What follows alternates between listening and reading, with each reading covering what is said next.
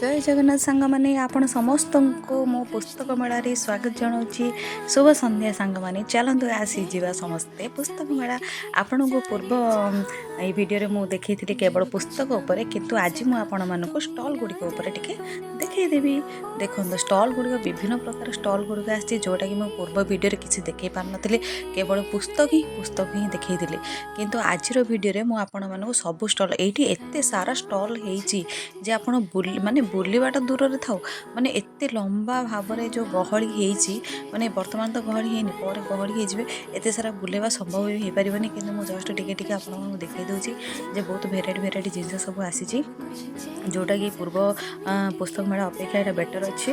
आपण मानक देखो सजा सजी उपर भी बहुत मेला कमिटी मेंबर मध्य बहुत भल भाव में ध्यान देइछंती एवं सांस्कृतिक कार्यक्रम मध्य अति सुंदर भाव में सजासजी होईची एवं छोट छोट पिला मानकर पार्टिसिपेट द्वारा यही कार्यक्रम आहरी अति सुंदर लगुच, जोटा कि आसतु शुणा तांको पार्टी।